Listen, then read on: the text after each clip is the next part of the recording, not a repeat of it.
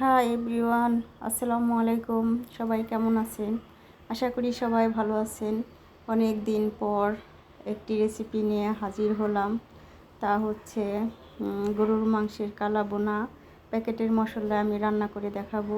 যদি আমার এই ভিডিওটি ভালো লাগে তাহলে একটি লাইক, কমেন্ট, শেয়ার এবং সাবস্ক্রাইব করবেন প্লিজ। এখানে আমি প্যাকেটের মশলা নিয়েছি।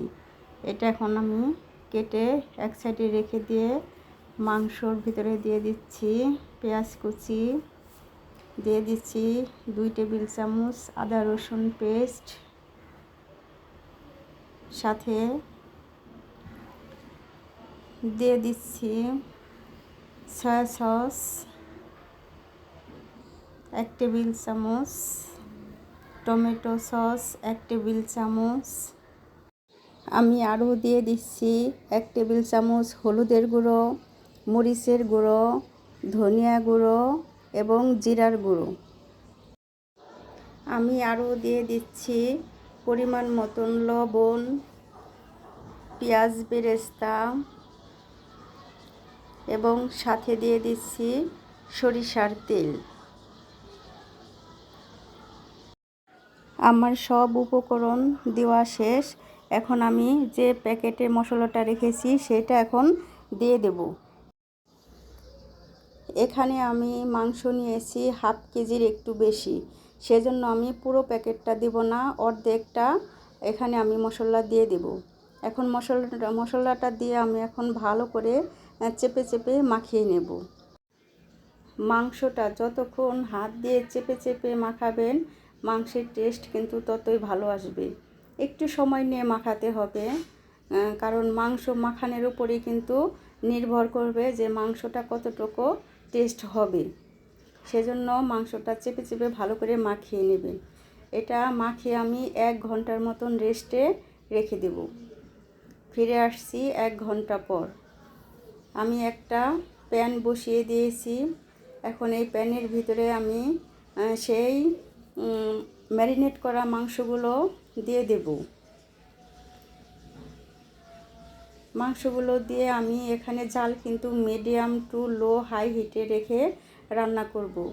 যে পাত্রে আমি মাংসগুলো মাখিয়েছিলাম সেই পাত্র ধুয়ে আমি একটু পানি অ্যাড করে দিয়েছি। পানিটা দিয়ে আমি এখন ভালো করে এটাকে নেড়ে চেড়ে তারপরে রান্না করে নেব। ঢাকনা দিয়ে ঢেকে তারপর আমি এটাকে রান্না করব। যে পর্যন্ত মাংস থেকে পানি না উঠবে এ পর্যন্ত কিন্তু আমার রান্না করে যেতেই হবে। জাল কিন্তু মিডিয়াম টু লোতেই থাকতে হবে, হাই হিটে দেওয়া যাবে না, তাহলে কিন্তু নিচ থেকে লেগে যাবে এবং লেগে গেলে কিন্তু সেই মাংস খেতে ভালো লাগে না। চাপা দিয়ে দিয়ে এটাকে আমি এখন রান্না করে নেব। যদি আমার এই চ্যানেলটিকে কারো ভালো লাগে তাহলে একটি প্লিজ সাবস্ক্রাইব করে এবং আমার পাশে থাকবেন। আর যারা অলরেডি আমার এই চ্যানেলটাকে সাবস্ক্রাইব করে দিয়েছেন তাদেরকে জানাচ্ছি অসংখ্য অসংখ্য ধন্যবাদ। এখন আমি এটাকে নেড়ে চেড়ে নিচ্ছি। ঢাকনা দিয়ে ঢেকে কিন্তু এটাকে রান্না করতে হবে। জাল কিন্তু আবারও বলছি মিডিয়াম টু লোতেই থাকতে হবে। দেখেন আমার মাংসের কালারটা কিন্তু ধীরে ধীরে চেঞ্জ হয়ে যাচ্ছে। আমার এই ভিডিওটি যদি ইউটিউব চ্যানেল থেকে দেখে থাকেন তাহলে একটি সাবস্ক্রাইব করবেন এবং যদি ফেসবুক পেজ থেকে দেখে থাকেন তাহলে প্লিজ একটি ফলো দিয়ে আমার পাশে থাকবেন। এটাকে আমি এখন চাপা দিয়ে ঢেকে ঢেকে তারপরে রান্না করব অনেকটা সময় নিয়ে। এই রান্নাটা কিন্তু ধৈর্য সহকারে রান্না করতে হবে। তাড়াহুড়া করলে কিন্তু এই রান্না কখনোই কালার চেঞ্জ হবে না, তাহলে কিন্তু মাংসের মতন কালারই থেকে যাবে। এই কালা বোনায় কিন্তু ফোড়ন দিতে হয়, সেজন্য আমি একটি প্যান বসিয়ে এখানে আমি তেল দিয়ে দিয়েছি, সরিষার তেল। এখানে কিন্তু সয়াবিন তেল দিলে হবে না, সরিষার তেল দিয়ে কিন্তু কালা বোনাটা রান্না করতে হবে। এখানে আমি দিয়ে দিচ্ছি পেঁয়াজ কুচি। পেঁয়াজটা একটু আমি ভেজে নেব, নেড়ে ছেড়ে একটু ভেজে নিয়ে এর ভিতরে দিয়ে দিচ্ছি আমি কয়েকটা শুকনো লঙ্কা। শুকনো লঙ্কাটা দিয়ে আমি আবারও একটু নেড়ে চেড়ে ভেজে নেব।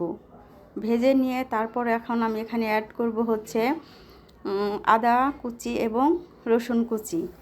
এটা দিয়ে আমি এখন আবারও নেড়ে চেড়ে ভালো করে বাদামি কালার করে নেব।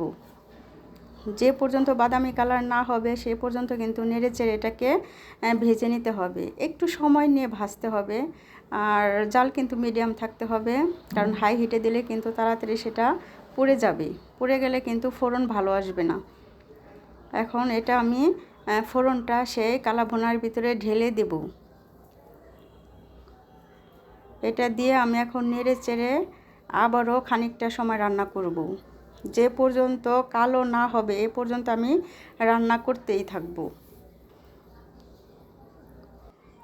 আমার এই কালো ভুনার রেসিপিটি একটু বড় হয়ে যাচ্ছে, তার কারণ এখানে কালো ভুনা তো একটু সময় নিয়ে করতে হয়, সেজন্য একটু বড় হয়ে গিয়েছে। তো সরি, কেউ কিছু মনে করবেন না।